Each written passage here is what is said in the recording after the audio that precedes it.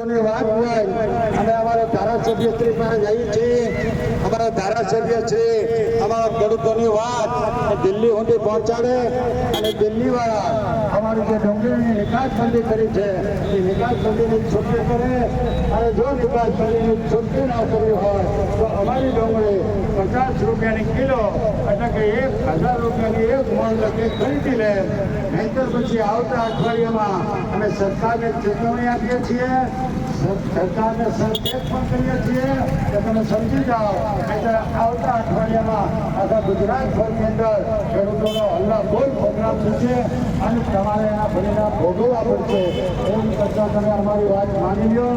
અત્યારે અમારે ડુંગળીના 200 રૂપિયા આવે છે, એમાં અમારે એક ભાગ્યું વધતું નથી, એક ભાગ્યું વધતું નથી. અમારા ઘરના અમુકના પૈસા બહુ મોટા છે. ખેડૂતોને ડુંગળીના 150-200 રૂપિયા આવે છે, એમાં અમારે એક ભાગ્યું વધતું નથી, એક ભાગ્યું વધતું તો નથી પણ અમારા છોકરાની બને છે કે અમારા દીકરીઓ માટે લુગડા નથી જવાનો રહે. એટલે ડુંગળીના ઘણા વિકાસ કરીએ અત્યારે કપાસનો ભાગ વિદેશમાંથી આયાત કરો છો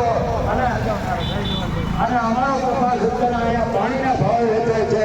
અમારે એક મણ કપાસના ભાગમાં 1300 રૂપિયા આવે છે, 1400 રૂપિયા આવે છે પણ અમારો કપાસ અમને 2,000 રૂપિયાનો તો ઘરમાં પડે એટલે અમારે એક મણ કપાસ છે 500-1300 રૂપિયાની ખોટ જાય છે.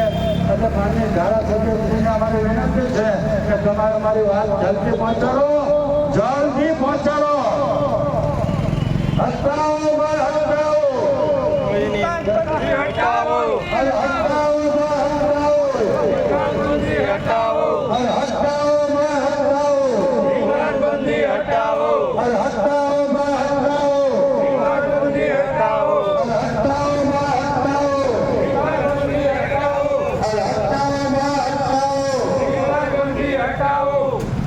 ખેડૂતોને એના હક અને એના અધિકાર માટે આમની ધારાસભ્ય છે, આપણે ધારાસભ્ય છે અમારે અહીંયા વાત થઈ છે કે આજે ગાંધીનગર છે પણ એના પ્રતિનિધિ તરીકે અહીંયા જે છે એ સાહેબને આપણે વિનંતી કરીએ કે ધારાસભ્ય શ્રી સાહેબને અમારા ખેડૂતોની જે લાગણી છે અને અમારી જે માંગણી છે એ દિલ્હી સુધી પહોંચાડે.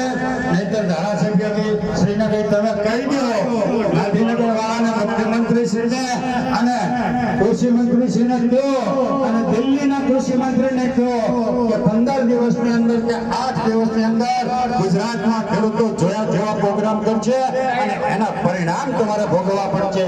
એટલે અમે માનનીય ધારાસભ્યના કાર્યાલય ઉભા રહી અને એના પ્રતિનિધિને અમે રજૂઆત કરવાની છે કે